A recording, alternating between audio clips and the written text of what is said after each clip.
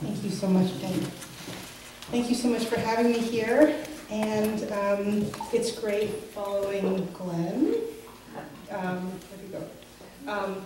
Glenn, who was, when I was teaching a class called Writing Short Fiction from Life Experience, was our class's favorite guest speaker.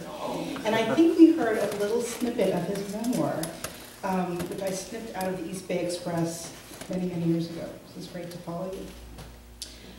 Back when we were reading in December, I had chosen this piece. It's from a novel in progress, and it was December 12th, I think, so it was the week of Pearl Harbor, and this happened to have something sweet in it, and was also, this particular beginning of the book is based, it's set on December 8th, 1941. And the novel is about the Japanese-American community in New York City during World War II who were not interned. And I know that Brian, who's going to be reading after the break, has a book of poetry about internment camps, and this is about the people who were not interned during the war. So it's 4 a.m., December 8th, 1941. 10 minutes after 4, Masako blinked into the darkness that was not quite black. The flicker of street lamps leaked thin, jittery lines of light around the window shade, a high whining noise, sirens, a clattering of cars down Amsterdam Avenue. The door to her bedroom swung open, and there was her boy, Nobu, curled against the frame. He clawed at his belly, and his legs churned. The sound of his cry scissored through the darkness, waking her husband. His angry cough punched into the pillow beside her. Itai, mama, itai. Where? Doko, where does it hurt? But it was clear where. His palm dug into the soft spot between his ribs. She pulled the sheet aside and let him crawl into bed, his teeth chattering.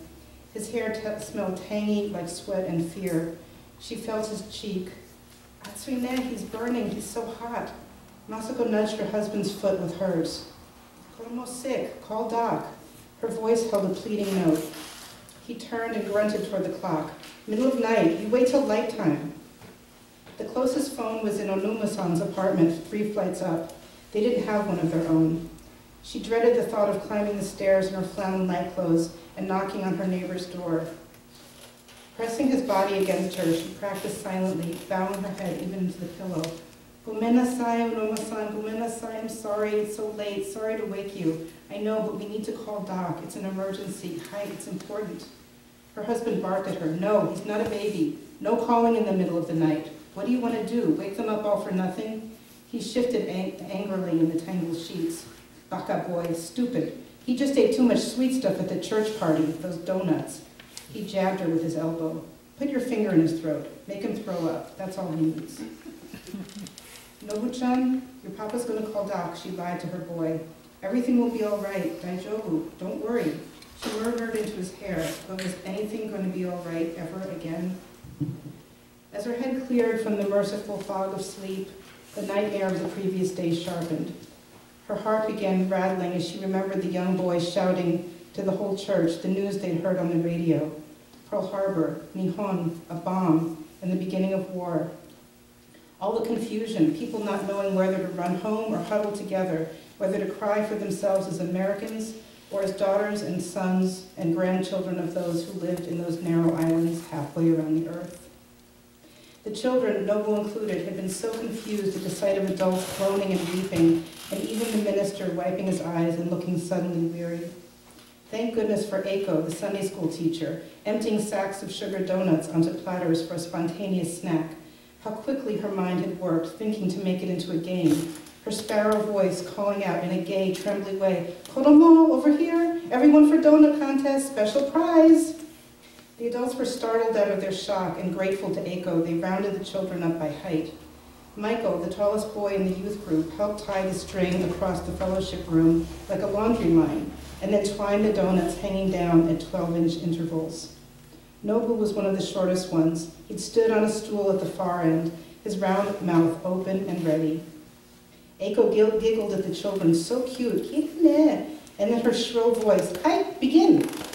Michael Yuzawa took a quick bite, but his fell on the floor, the first one out. One little rascal tried to use her fingers and got called out for cheating. Only her Nobu-chan, like a clever Nezumi, little mouse, kept up his quick nibbles all around until the ring of cake grew thinner and thinner, the white sugar ringing his lips. Finally, an empty string, nothing on the floor, and his victorious grin. Eiko fished the final prize from her pocketbook, something she was lucky to find, a 25-cent ticket for the Ghost of Frankenstein playing down on 37th Street. She handed it over to Nobu, and it was as grand as a silver trophy. How proudly he buttoned it into his pocket and propped it on top of the bureau in his room. "Jozu ne," she praised him. "Good boy." After the happy distraction of the donut game, the adults fell into somber circles. She heard them murmuring about the FBI, how those sons of bitches were all ready, how there was going to be trouble. And already the trouble came to them as they stood near the church door to go home, a group of them hesitating and looking out on 57th Street as if their concrete steps were an island in the middle of an enormous sea. Nobody wanted to step out onto the sidewalk and venture out there. It looked exactly as it had when they'd entered church at 10 in the morning, but somehow everything had changed. There was no question that there would be trouble, and it showed up as if they'd called out to it. A black Oldsmobile screaming on rubber tires sped crookedly down the street, veering towards and away from the curb. Masako could not forget the face of the driver through the windshield, both of his hands strangling the wheel, his teeth showing as if he wanted to chew the flesh from their bones. The others in the car, a tangle of blurred and flailing arms, their faces twisted with hatred. The windows were open and the car hurtled toward them like an insect with multiple limbs. "Goddamn Japs, you'll get yours." Their voices bellowed from the car. Japs, Japs, the violent sound of their shouting first, and then the barrage of eggs, yellow yolk bombs exploding all around them. Mochizuki-san, frail and nearly blind, had stumbled backwards in fear, and then stood gasping as a puddle of urine spread around her shoes. Her shame nearly made her faint. Then they came for the minister. They took him away as he stood at the vestibule of the church, shaking hands in farewell. She'd heard the clattering of heels on the steps. "They're taking Sensei!" Bits of sticky rice clinging to her wrist, she rushed upstairs with the rest of them, to see their minister still in his robes, billowing full of frigid winter air, his head bent, his hands encircled in bright metal. Their minister, in handcuffs, bowed his head and folded himself neatly into the car before they had the chance to lay their hands on the black, flapping wing of his robes.